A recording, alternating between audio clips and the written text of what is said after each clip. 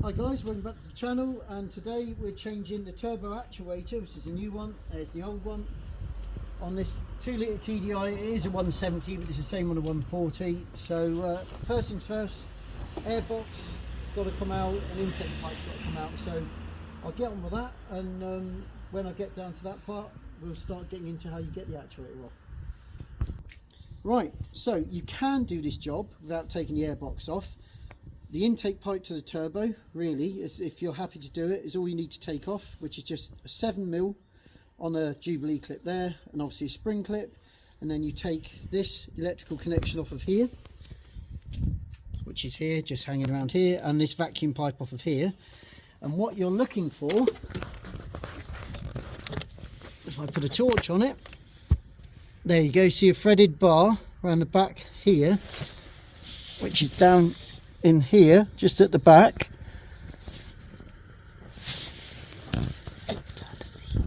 Right, so right in between the edge of the turbo there, you can just see the end of the threaded bar. So what I'll do, that's it there. I'll carry on, I'll get a socket and it'll show you. Right, so that's a deep socket on a quarter drive ratchet to undo the bottom 10mm nut. So we'll just get that undone and then revisit you in a second.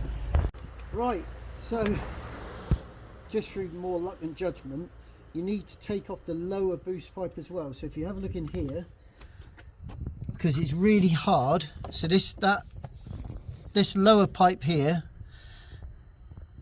has to come off. They're easy enough to get to. There's a bolt there and a bolt down there, and undo a Jubilee clip. You separate that, then you can get, I in the end used a 3/8 ratchet with a 10mm deep socket, and it was fine. And I'm just unwinding the nut, which is there most of the way down the thread.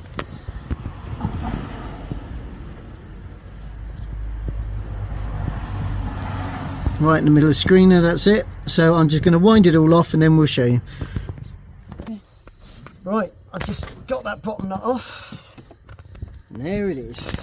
So now what we've got to do, and it's critical, is measure from the base there to the top of that nut, because that's exactly where the new one has to go, or the actuator will be pulling or pushing at the wrong time.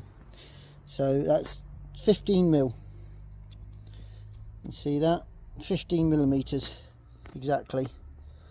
So we'll put the new one to 15mm and go from there.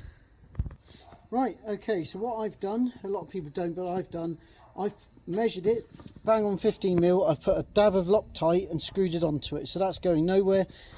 I know when you do them up it shouldn't move, but I just like to put a bit of Loctite, because then that way you're guaranteed it's not going to move. So now we're just going to reinstall and do everything backwards. So yeah, let's get back onto it. Yeah.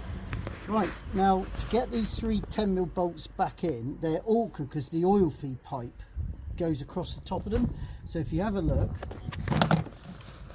here, if you come from underneath and roll it up and in there, and then you can catch it.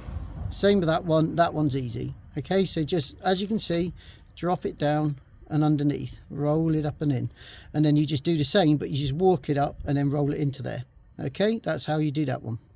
So it's all back in on. We haven't run it yet, it's just the belly pan's going on. So here's the old actuator. As you can see, I've done the same jerry rig that I did to the last one, and if you look, you can see it very slightly moving. If you zoom in there, you can just see it moving in and out. But if you look at the screen, not holding any vacuum at all, so the diaphragm's knackered. So there you go. Right, so now it's just a test drive and see if it all's working.